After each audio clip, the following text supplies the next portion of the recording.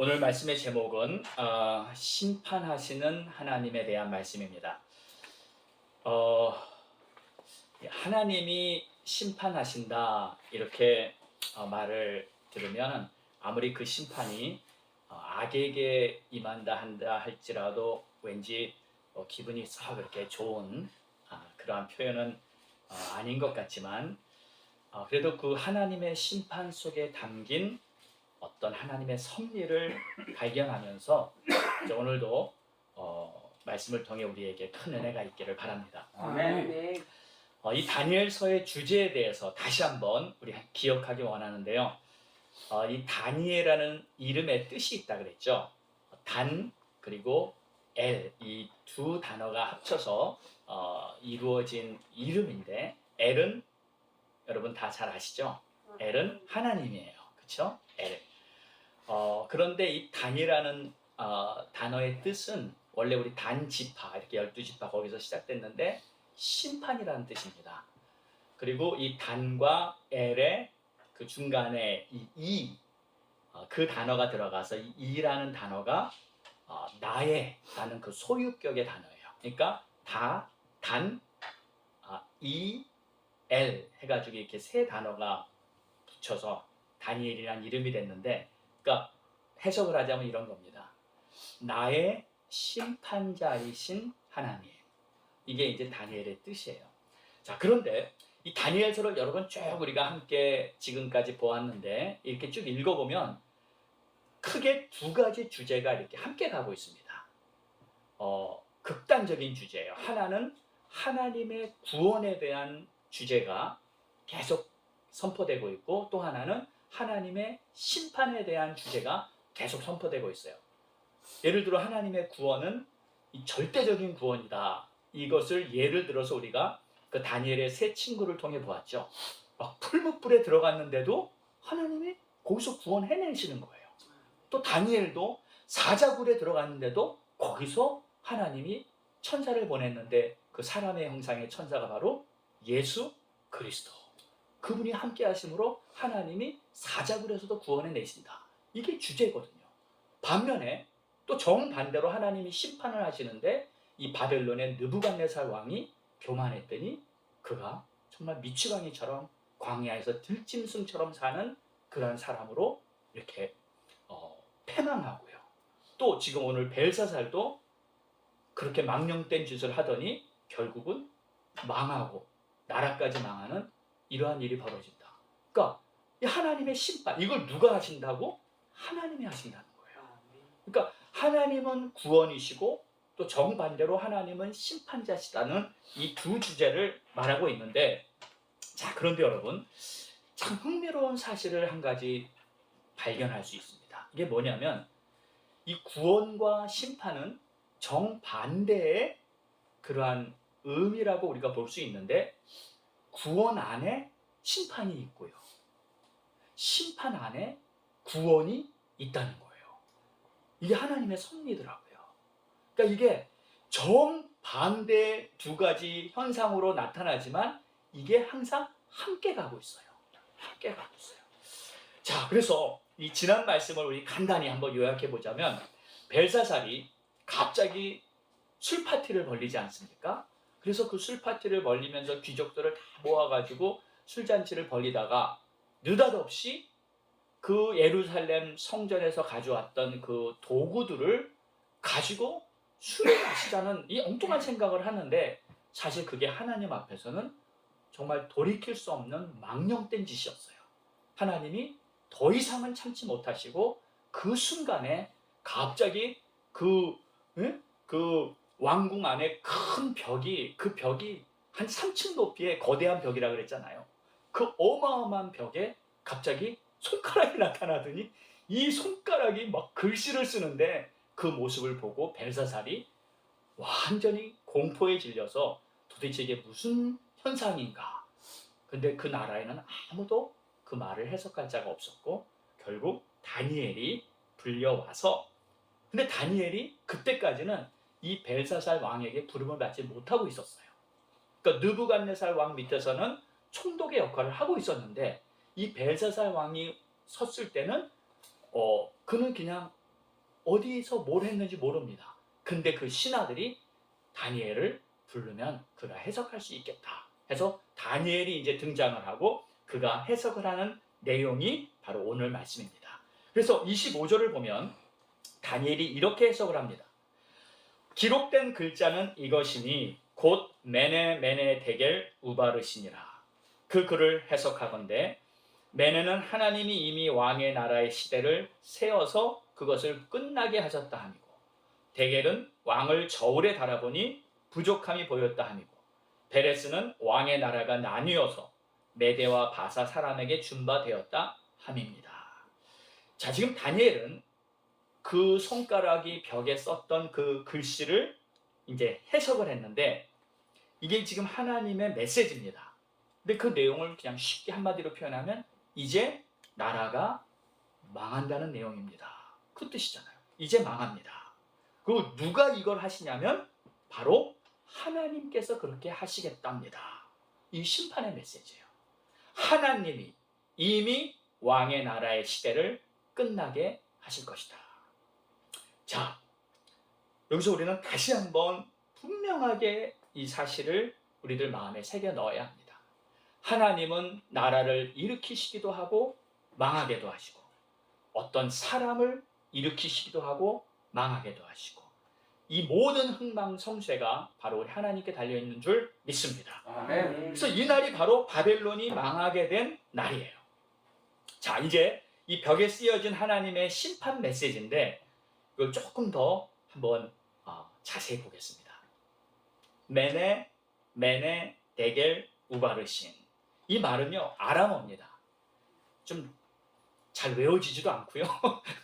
발음도 좀 어려운 그런 말인데 이 아람어예요. 근데 문자적으로 해석하면 이런 뜻이에요. 메네는 이렇게 세어본다는 뜻입니다. 근데 어떻게 세어보냐면 하나씩 꼼꼼하게 세어본다는 뜻이에요. 그러니까 계산을 하는 거예요. 하나씩 다 계산한다는. 그러니까 하나님은요 이렇게 계산을 하시는 하나님이에요. 그러니까 대충 그냥 뭉태기로 뭐 이렇게 대략 평균치 내서 그게 아니고, 하나님은 성경에도 그런 표현이 있죠. 우리의 머리카락 하나 세신 바 되신 우리 하나님. 또 참새 한 마리가 떨어지는 것도 하나님의 허락이 없이는 이루어지지 않는 거예요. 그러니까 하나님은요 아주 섬세하게 하나하나 다 세고 계신다는 거예요. 근데 여기 보세요. 메네를 2번이나 적었어요. 그러니까 그렇게 섬세하게 계산하시고 세시는 그러한 하나님이시라는 것을 더 강조한 거죠. 자, 그렇기 때문에 저는 이 메네라는 단어를 보면서 한 가지 딱 마음에 이렇게 떠오르는 생각이, 그래서 하나님은 공정하시다. 아무도 아멘 안 하시나요? 그냥 만약에 대충 봐서 대충 봐서 그냥 하나님이 이렇게 결정하고 저렇게 결정해 나가신다면 약간 혹시라도 하나님이 실수를 하시거나 나에게 선한 어떠한 평가를 하시거나 그런 게 조금 남아있을 수 있지 않겠어요? 근데 하나님이 그게 아니고 철저하게 섬세하게 하나하나씩 다 계산해서 어떠한 평가를 하시기 때문에 이 하나님의 평가는 절대적이고 완전할 수밖에 없습니다. 그렇다면 그것이 우리 마음속에는 얼마나 안심이 되는 거예요. 하나님이 실수를 안 하시니까, 하나님은 완전하게 하시니까, 그리고 하나님은 정말 공정하신 하나님이다. 우리들의 인생을요 다 섬세하게 보시면서 하나님은 계산하고 계십니다. 철저하게 완벽하게 계산하고 계십니다. 잘한 건 잘했다고 하고요, 잘못한 건 분명히 잘못했다고 하고요, 그 정확하게 판단하시는 분이 바로 우리 하나님이세요. 그래서 마지막 요한계시록을 보면요, 이 하나님께서 7 교회에 하시는 그 말씀이 있잖아요. 근데 그 말씀을 보면 각 교회마다 정확하게 판단하셔서 하나님이 말씀을 하세요. 그냥 대충 넘어가시는 게 아니라 아무리 잘한 것 같아도 잘못한 거는 분명하게 꼬집어서 하나님이 평가를 해주시죠. 근데 이 요한계시록의 7 교회의 말씀이 바로 우리들에게 하실 말씀이기도 합니다. 아멘입니까? 아멘. 그래서 우리도 마찬가지로 저는 오늘 말씀을 준비하면서 어젯밤에 오랜만에 일기를 썼어요. 제가 그동안 이렇게 글을 이렇게 많이 안 썼더라고요. 그 시대가 자꾸 컴퓨터로 하고 뭐 핸드폰으로 하고 그러다 보니까 이렇게 글씨를 적고 일기도 쓰고 그러다가 그걸 한동안 게으르게 안 했던 것 같아요. 그래서 안 되겠다. 다시 글을 좀 써야 되겠다. 나를 돌아보고 내 자신을 한번 하나님 앞에 항상 비춰보는 시간을 좀 더 진지하게 가져야 되겠다고 일기를 쓰는데 여러분 어떠십니까? 혹시 일기 계속 쓰시는 분이 있으면 참 잘하시는 거고요. 그동안 멈추셨던 분이 있으면 다시 함께 씁시다. 그래서 자신을 이렇게 돌아보는 그러한 시간. 하나님은요 계산을 하십니다. 분명하게 세세히 하나하나 다 계산을 하십니다. 자, 그런데 오늘 잠시 하나님의 계산법을 우리가 한번 생각해 보기 원해요. 하나님이 어떻게 계산을 하시나 우리가 알아야 되지 않겠습니까? 우리들의 계산법, 지금 세상에서 하고 있는 계산법과는 하나님의 계산이 다릅니다. 이 사실을 우리가 좀 분명히 몇 가지 생각해 보기 원해요. 첫 번째는 하나님은 어떻게 계산하시냐면 거꾸로 계산하세요. 끝에서부터 계산하십니다. 우리가 하나님께 무엇을 드릴 때 얼마를 남겨놓았나를 보세요. 그러니까 내가 시간을 들여서 봉사할 때 시간이 많은 사람이 있고 시간이 좀 적은 사람도 있을 거 아니에요. 근데 내가 얼마만큼의 시간을 남겨놓고 하나님 앞에 내가 시간을 드리고 있나. 또 내가 힘을 가지고 나의 어떠한 노력과 땀을 흘리면서 하나님 앞에 봉사를 할 때도 내가 어느 정도 힘을 쏟아 헌신하고 있는가. 얼만큼은 남겨놓고 있는가. 헌금할 때도 마찬가지입니다. 헌금도 하나님은 얼마를 했느냐를 보시는 게 아니라 얼마를 남겨놓았느냐를 보세요. 정확한 예가 그 과부의 2렙돈의 헌금을 통해 우리는 알 수 있죠. 예수님께서는 그 성전 헌금궤에 헌금을 넣는 여러 사람들을 보면서 마지막에 한 과부가 들어와서 2렙돈을 헌금을 했어요. 여러분 근데 그 2렙돈의 헌금이 얼마나 양인지 아세요? 지금으로 말하면 예를 들어 어떤 사람이 하루에 일당이 100불이라고 가정을 한다면 이 2렙돈은 1불이에요. 그러니까 1불을 하나님 앞에 헌금을 한 거예요. 그러면 적어요, 많아요? 적죠. 우리 생각에는 굉장히 작은 액수예요. 근데 예수님은 그 한 과부의 2렙돈을 여기 있는 모든 사람보다 제일 많이 헌금했다 하셨어요. 무엇을 보고 아시나요? 그녀는 자기가 가진 전부를 드린 거예요. 남겨놓은 게 없는 거예요. 다 드렸기 때문에 하나님 보시기에는 제일 많이 헌금을 했다고 하는 거죠. 다시 말해서 하나님은 얼마나 많이 헌금을 했는지를 보시는 것이 아니라 얼마나 많이 남겨놓았는지를 보시는 거예요. 그래서 제일 많이 헌금했다고 인정받은 것이죠. 이 하나님의 계산법입니다. 그러니까 하나님은요 비율로 계산을 하시는 거예요. 비율. 그러니까 몇 퍼센트를 내가 하나님 앞에 드릴 수 있나. 몇 퍼센트를 하나님 앞에 드릴 수 있나. 그래서 11조도 뭡니까? 자기 소득의 10%예요. 그러니까 어떤 사람은 많이 벌어요. 거기서 10%. 어떤 사람은 적게 벌어요. 거기서 10%. 그러니까 공평하지 않습니까?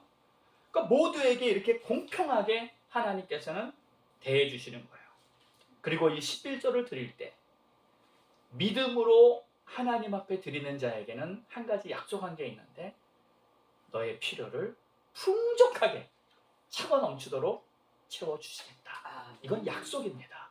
그래서 11조를 내가 하나님 앞에 인색하지 않게 기쁨으로 드린 자들은 평생토록 물질의 부족함이 없이 살 수 있는 것이 이게 성경적인 하나님의 약속인 줄 믿습니다. 아멘. 자, 하나님은 우리들의 이 마음의 중심을 보시기 때문에 인색하게 하는 것은 절대 기뻐하지 않으시고 우리가 즐거운 마음으로 이렇게 하나님께 드리는 걸 기뻐하시죠. 근데 어떤 사람이 즐겁게 드릴 수 있을까요? 이건 다른 게 아니에요. 믿음입니다. 그러니까 내가 주님을 정말로 인정하고 신뢰하고 감사하는 그 믿음이 있는 사람은 하나님 앞에 드리는 것이 전혀 아깝지도 않고 또 인색하지도 않는 거죠. 그러니까 이 헌금은요, 소유의 문제가 아니라 믿음의 문제입니다. 그렇죠? 믿음의 문제예요. 그러니까 헌금 생활이 안 되는 사람은 믿음이 부족한 거예요. 그래서 열심히 말씀 보고 기도하고 믿음을 키워서 물질도 나의 시간도 또 나의 힘도 하나님 앞에 다 드리려고 힘쓸 때, 제가 지난주에도 그 말씀했죠. 최고로 잘하는 투자가 나의 인생을 하나님께 투자하는 거다. 아멘입니까? 하나님 앞에 정확하시고 실수가 없으시고 영원토록 완전하신 그분한테 내가 나의 모든 인생을, 나의 소유를 다 투자하는 것, 그것보다 더 지혜로운 것이 어디 있겠습니까? 자, 오늘 말씀에는 지금 매매의 하나님, 계산하신 하나님, 우리가 한 거를 일일이 다 하나하나 빠짐없이 섬세하게 계산하신 하나님이다, 이 말씀을 하고 있어요. 자, 두 번째로 하나님이 계산하시는 기준이 한 가지 더 있는데, 이것도 참 중요한 것 같아요.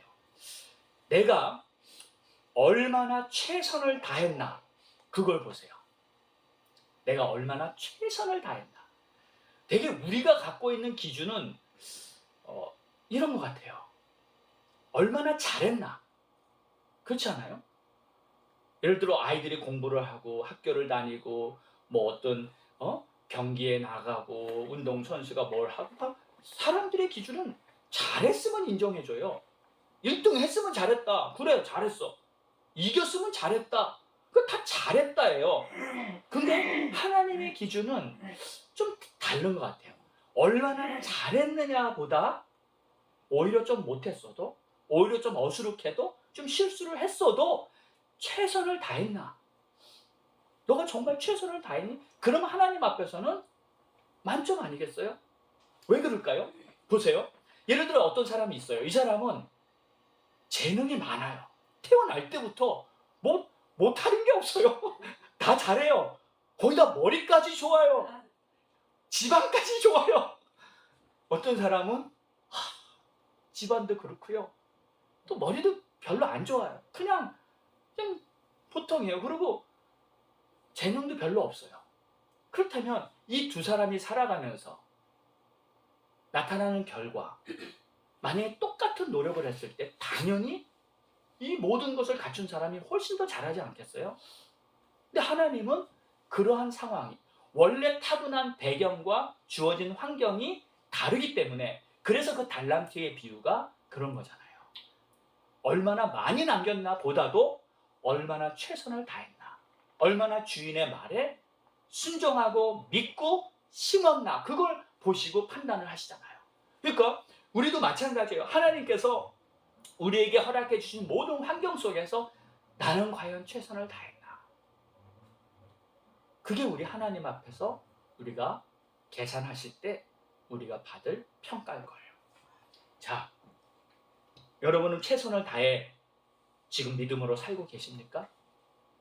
최선을 다해 말씀과 기도에 힘을 쓰고, 최선을 다해 교회를 섬기고, 최선을 다해 전도와 선교에 힘쓰고 계십니까? 제가 이 말씀 앞에 제가 그러고 있습니다 하고 대답을 못 하겠더라고요, 어저께. 하나님, 제가 최선을 다해서 주님을 섬기지 못한 것 같아요. 하나님, 제가 더 이렇게 해야 되는데 그렇게 못한 것 같아요. 제가 어제 그래서 일기를 쓰면서 결단을 했어요. 하나님, 다시 한번 시작할 테니까 하나님 저 좀 도와주세요. 하나님, 허락해 주신 교회, 사역, 또 선교, 영혼구원에 기도와 말씀 보는데 더 최선을 다할 수 있도록 주님 도와주세요. 우리 함께 오늘 말씀 붙들고 일어날 수 있는 그런 새로운 날이 되기를 축원합니다. 아멘. 자, 그 다음에 대겔이라는 뜻은 저울에 달아본다예요. 그러니까 27절을 보면 대겔은 왕을 저울에 달아보니 부족함이 보였다 함이라. 이 대겔은요, 재판 용어입니다. 그러니까 하나님은 재판관이시기 때문에 이 재판관으로서 저울을 가지고 계시는 거예요. 하나님의 저울. 그 저울에 우리들의 인생을 달아보시는데 그 하나님의 공의, 하나님의 그 기준 앞에 그 공의의 저울에 우리 한 사람 한 사람을 달고 계시는 거예요. 그러면 그 저울의 추는, 기준 추는 과연 무엇일까? 성경에 그런 말씀이 나오진 않아서 제가 기도하면서 묵상하면서 생각해 봤어요. 하나님의 기준 추는 무엇일까? 하나님의 말씀이겠죠. 아멘입니까? 아멘. 하나님 우리에게 주신 모든 하나님의 말씀. 또 한 가지는 성령께서 우리를 보시고 계실 때 이거 한 가지는 분명히 보시는 것 같아요. 과연 내가 하나님을 얼마나 인정해드리고 있는가?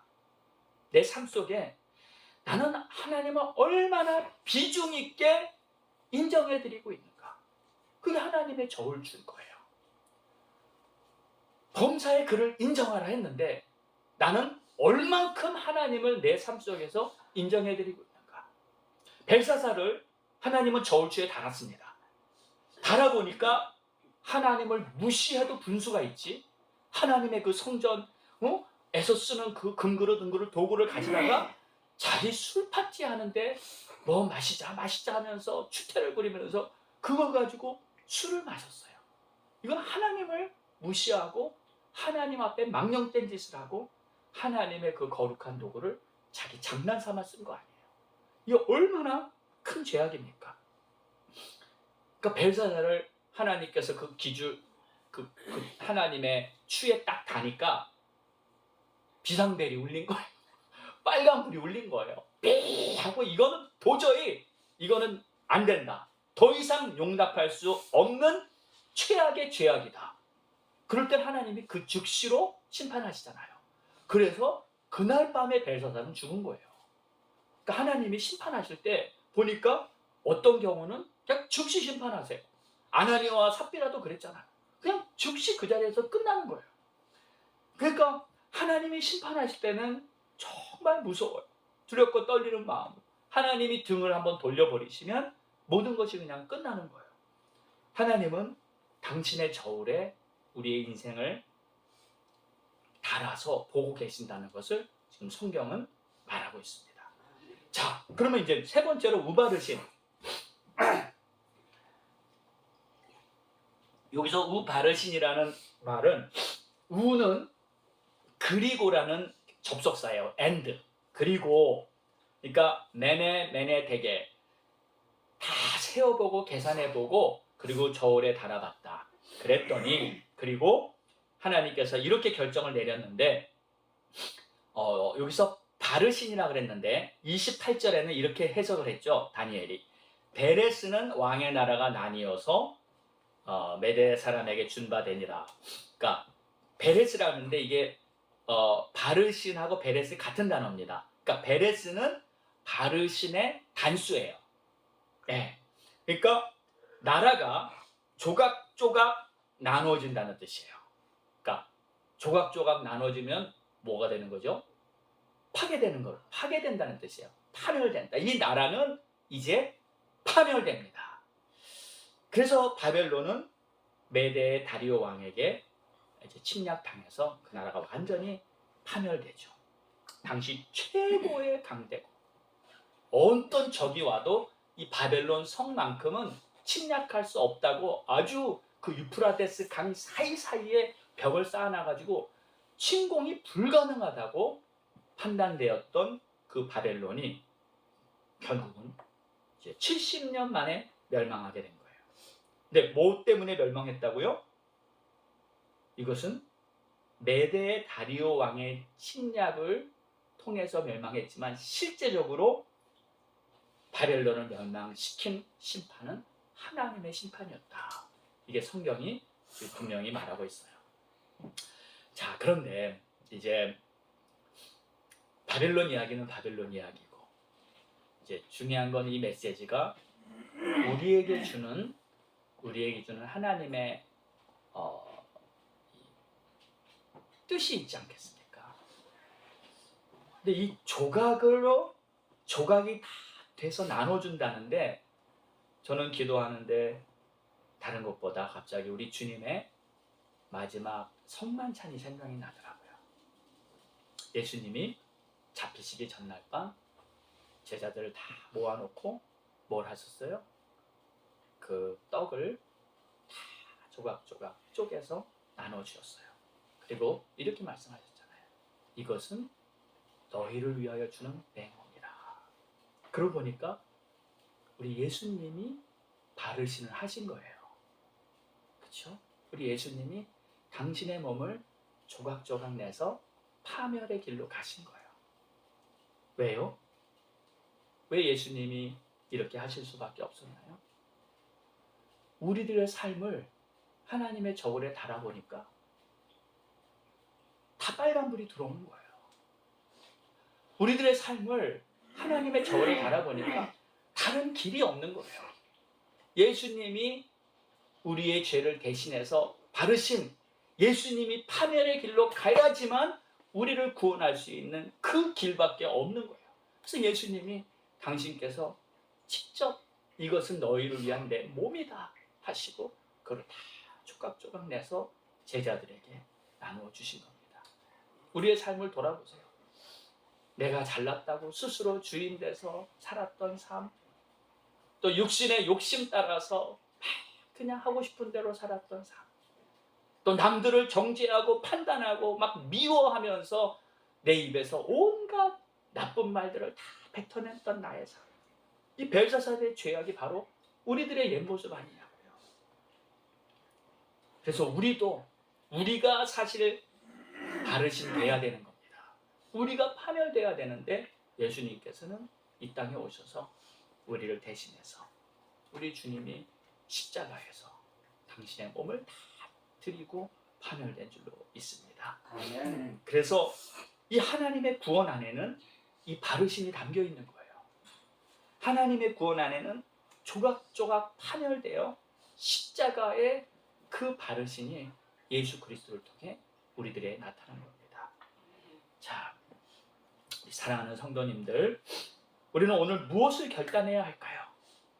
정말 내가 우리 주님이 이렇게 몸을 부셔서 십자가에서 돌아가셨다는 사실을 내가 정말 믿는다면 우리는 더욱 최선을 다해서 하나님의 뜻을 따르는 그러한 남을 삶을 살아야 되지 않겠습니까? 아멘. 정말 때는 우리가 그래도 내가 남들보다는 좀 낫지, 죄를 짓지 않고 또 헌금도 하고 정직하게 살고 또 주님과 동행하고 있지, 그러나 나는 정말 최선을 다해 살고 있는가?